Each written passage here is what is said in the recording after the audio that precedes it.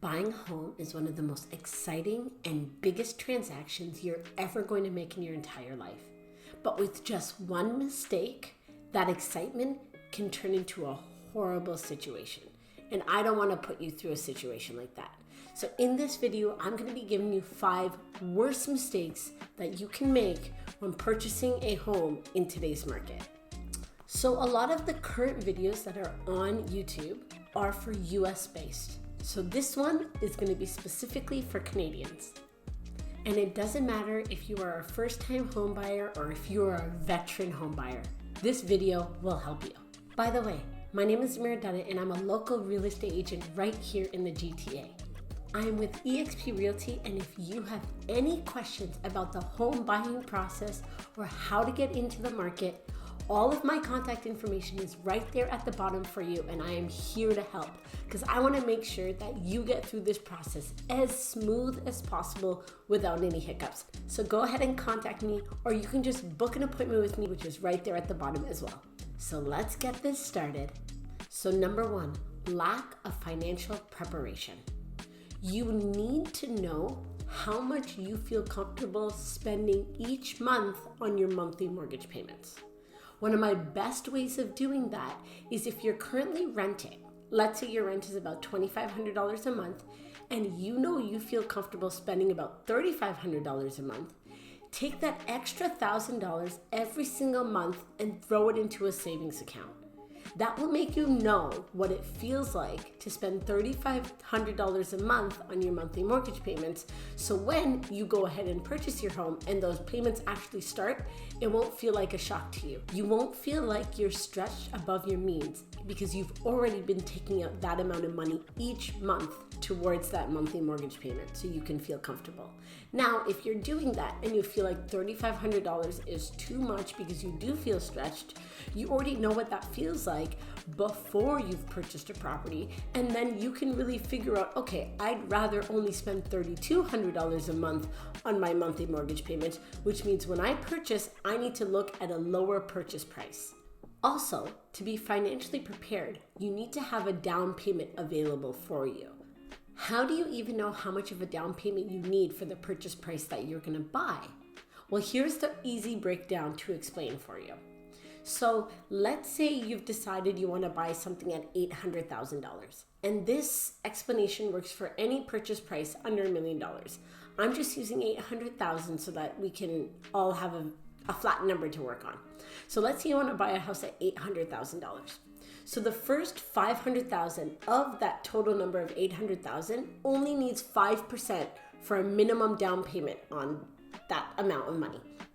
So the first $500,000 is $25,000. Now you still have $300,000 left over. So that portion needs 10%. So that's $30,000. So the total of a down payment for the minimum here in Ontario is $55,000 if you're purchasing at $800,000. Again, this number works for anything under $999,999. You do not need to put 20% down. You will have something called CMHC insurance added on top of your mortgage, but it's really hard to chase 20%. If you're trying to save money throughout the process to be able to purchase your first home, and every time you try to save, the purchase prices of homes keep going up, it's very hard to catch up to that 20%. So if you can use the minimum down payment and add a little bit of extra money that goes on top of your mortgage, you then have the ability to purchase something at a price that works in this market with a lower down payment. So knowing these numbers, this will help you understand how much of a down payment you need available to then purchase a home at the price that you're thinking of. And maybe you have to start small. Maybe you have to start with a condo or something that works just for now. Because that's what I did. When I bought my first home, I bought a 2-bedroom condo. I held it for 1.5 years and then I sold it. And in that time, I made $70,000 so that I could turn that around and buy something bigger and use that for my down payment for now the townhouse that I live in. Last but not least is your credit score. For you to be able to qualify for a mortgage, the lowest credit score that you would need would be 680. Now, there are ways to help up your credit score if you need help doing so because you're not at that number yet. First off, you always want to pay your credit cards before they actually are due. Even if you don't have the full amount, pay the minimum amount so that you at least don't trigger or make your credit score go lower because you didn't pay it in time. The other thing is having a credit card maybe that is like a long time, like the longest you have credit or like some sort of account that is equivalent to credit, they end up upping your credit scores. For example, let's say you have a credit card and you've had it since you were like 16, but you like still have it. And then you have another credit card that you just got because it gives you points. They say to keep this one active, use it once in a blue moon to keep it active, because this one will cause your credit to go up faster than the new one that you got, because the new one will look like brand new credit and they'll like affect it like it's brand new credit. And don't forget about closing costs. You still need about 1.5 to 2% of the purchase price for closing costs. But if you're financially prepared, you would know all of this and have all the funds, have the credit, have everything ready to go before you try to go and purchase your home. All right, moving on to number 2, which is skipping your pre-approval. Now I need to explain something to you. There is a difference between pre-qualification and pre-approval. When it comes to pre-qualification, all they check is your income, your debt, and your assets. That isn't enough information to confirm exactly how much you can approve for. This is just a ballpark number that doesn't fully tell you exactly how much you can purchase at. You don't want to get a pre-qualification, find out a number, and run with it, because it's never fully honest. With a pre-approval, they take your income tax, they take your notice of assessment, they check all of your taxes, they check your credit, they check your debt, your assets, and your income. They want a proof of employment and all of that stuff to really get down to the final number of exactly how much you can approve for. This is the best way to do it, because you don't want to purchase something here and not get approved, and now you're in a bit of a situation. That is a huge mistake you can make. You want to get a pre-approval because these numbers are valid. And yes, you still may not get like the actual mortgage if you decide to change your job between closing, or lease a car between closing, then this number won't be right either. You need to keep your finances the exact same as when you give them this information, because then your mortgage will go through without an issue. Now, by getting that pre-approval, you determine your budget. I've seen clients that have been like, oh, my budget is like $1 million. Let's go look at a house at 1.3. Number one, you're gonna fall in love with a house that you're unable to purchase, and it's gonna ruin your entire situation of how you feel about homes that are in your price point. Instead, you wanna look at homes that are in your price point by getting that pre-approval to tell you exactly what your top budget is. And you do not wanna go over that. Now, I do wanna let you know that my husband is a mortgage agent. So if you guys need any assistance with mortgages in any way at all, you can contact me, like I said down there, and we can get you in touch with my husband, who can just see what you are pre-approved for and go over all of that information with you so that you can get that started. All right, moving on to number 3, neglecting the home inspection. Okay, we were in a market back in February of 2022 where offers were being submitted with no conditions. That was a thing.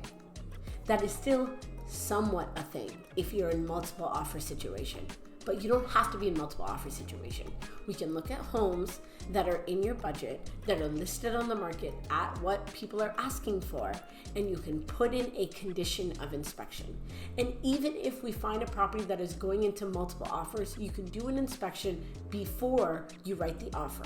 Yes, that will cost you like $400 to $500, but you would rather know what is going on in this house before actually writing an offer. And if you don't want to do it beforehand, we don't want to write an offer on a property that has multiple offers in it, or we still write it with the condition. You do not take that condition away, I'm telling you.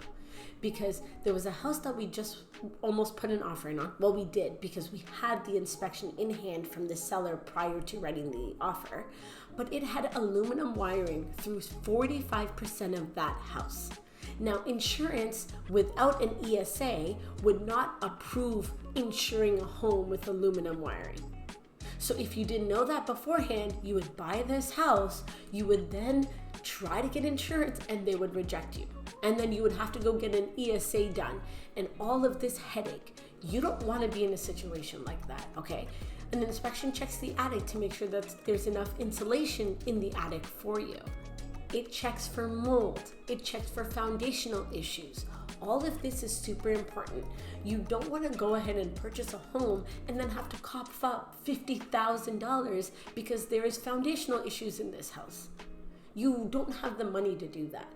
So inspections are super important to get completed in houses. When you purchase a home, you need to know what's going on in that house. You want to put a condition of inspection. This means from the day that you put in that offer and that offer is accepted, you are given, and each agent may write it differently, but I give my clients 5 days to complete an inspection. So I say, you've signed this offer on this date. We have 5 days to go ahead and get access to your home, bring an inspector, have the inspector do a full house inspection, confirm that there's nothing wrong or nothing that we don't like. And if there is something we don't like, either we can walk away from the deal, we can ask you to fix and repair that issue before closing, or you provide us funds to complete that after closing. So this protects the buyer through that entire process because you don't want to deal with, let's say there is foundational issues that we found and the seller doesn't want to fix it because he doesn't have enough time for closing. So in the contract, we then write, you are going to provide us $50,000 to then fix this issue. Now $50,000 is just a random number I'm using, but this information is needed when purchasing a home and there are steps you can take by putting it in conditionally. Now, if you don't do the inspection in those 5 days, it's like null and void. The contract is completely null and void.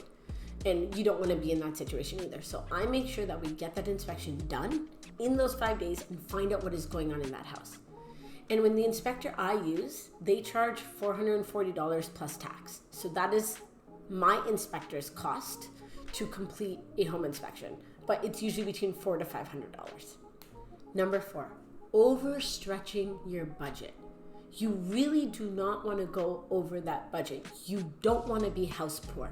Honestly, it is like the worst situation you could be in because you're going to be stressed for the entire time you're paying that mortgage. If a mortgage agent or a bank gives you a pre-approval for a certain amount, you never want to go over that number. And honestly, if you are told your budget is $1 million, you don't even have to spend that much.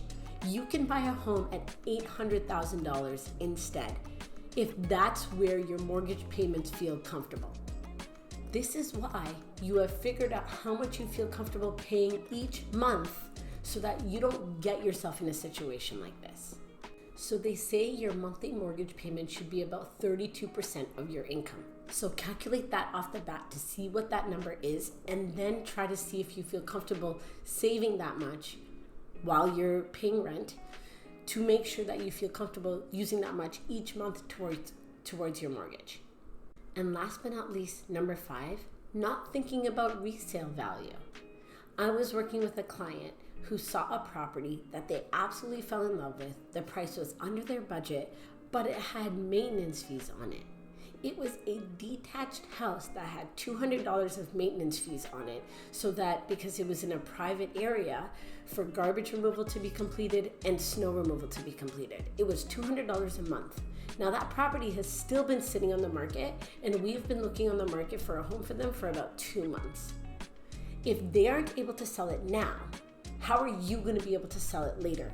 And that $200 isn't going to be $200 when you go to sell it. It is going to be $300 or a bit more.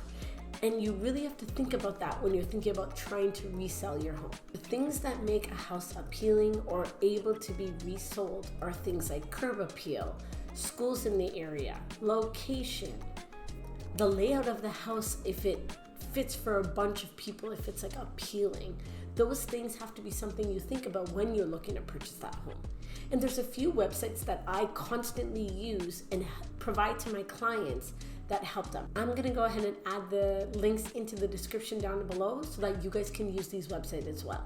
One is called areavibes.com.